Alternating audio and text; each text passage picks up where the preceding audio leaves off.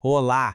Hoje a gente vai encarar um dos universos mais desafiadores e, olha, mais reveladores da sociologia, a teoria dos sistemas sociais de Niklas Luhmann.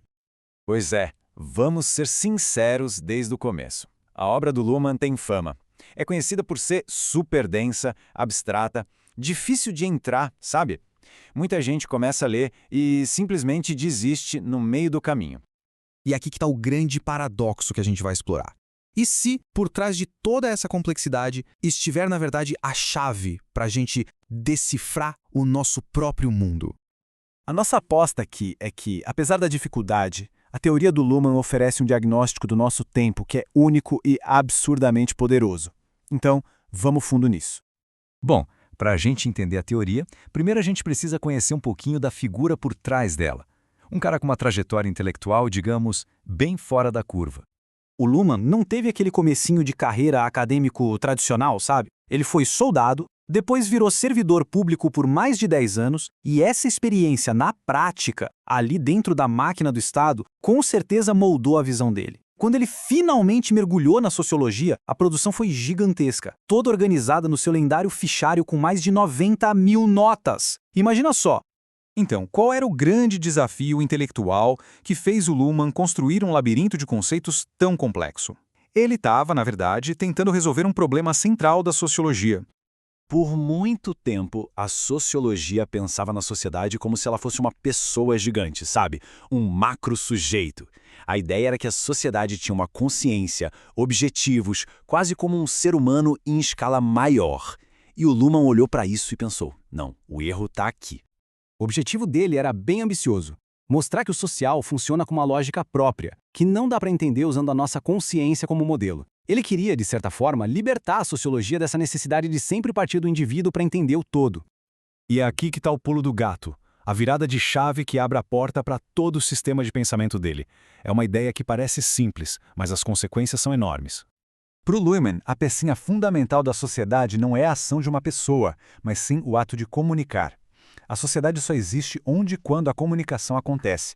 As pessoas, claro, são essenciais, mas elas são o ambiente da sociedade, não as peças do jogo. A peça básica é a comunicação. E como a comunicação opera?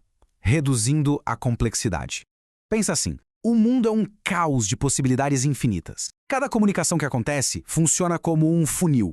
Ela escolhe um sentido, uma possibilidade e deixa todas as outras de lado. É nesse ato de escolher que o sentido é criado e o mundo se torna um pouco mais organizado.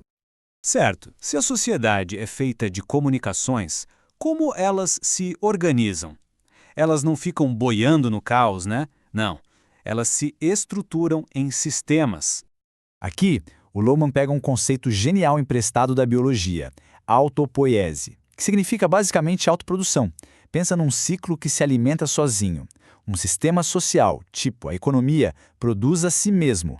Uma operação econômica, como um pagamento, só pode levar a outra operação econômica. Uma decisão jurídica leva a outro processo, e assim por diante.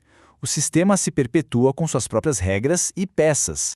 E como um sistema sabe o que ele é, traçando uma linha na areia. De um lado está o sistema, do outro, todo o resto do universo, que ele chama de ambiente. A política, por exemplo, sabe o que ela é porque ela se diferencia de tudo que não é política: a economia, a religião, a arte.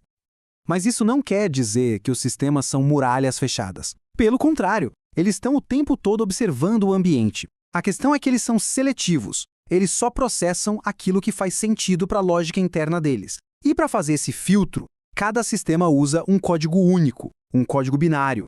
Olha só que interessante como isso funciona na prática. O sistema político traduz tudo para o código governo/oposição. Ou fortalece o governo, ou fortalece a oposição.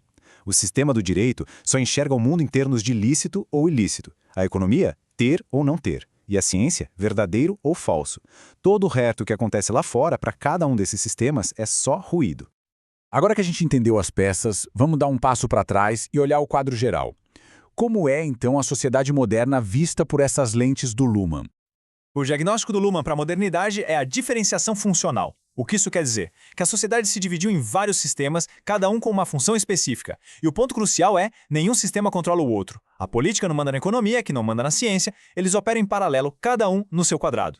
E isso não aconteceu do dia para a noite, claro. Luhmann descreve uma longa evolução. A gente já se organizou em clãs, depois em impérios, depois em classes sociais como nobreza e plebe, até chegar na nossa era, que é organizada por essas funções autônomas. Isso muda completamente como a inclusão e a exclusão funcionam. Numa sociedade estratificada, se alguém nascia nobre, tinha acesso a tudo. Hoje a coisa é fatiada. Uma pessoa pode ser super bem-sucedida no sistema econômico, ser rica, mas ser totalmente excluída do sistema da arte, por exemplo, ou não tem nenhuma influência política. Bom, e agora chegando ao final, fica a reflexão. O que a gente faz com uma teoria tão poderosa e ao mesmo tempo tão controversa? O retrato que o Luhmann pinta é bem sóbrio, para dizer o mínimo. Primeiro, não existe um painel de controle da sociedade que alguém possa assumir. Segundo, não há garantia de progresso ou um final feliz. E claro, a teoria não está livre de críticas importantes, principalmente sobre como ela talvez minimize o peso da desigualdade social e se esse modelo realmente serve para todo mundo ou é muito focado na Europa. O resultado é uma sensação um tanto pessimista. A sociedade moderna parece uma máquina tão complexa e independente que a ideia de uma grande transformação social acaba soando quase ingênua. Parece que os sistemas vão simplesmente continuar operando na lógica deles, não importa o que a gente faça. E essa é a pergunta provocadora que a teoria nos deixa. Se ninguém está realmente no comando, se a economia segue a lógica econômica e a política segue a lógica política, e elas mal conseguem conversar para resolver problemas gigantescos como uma crise climática, para onde a gente está indo? A teoria de Luhmann não dá uma resposta fácil, mas talvez ela nos dê a descrição mais honesta e brutal do problema que a gente tem nas mãos.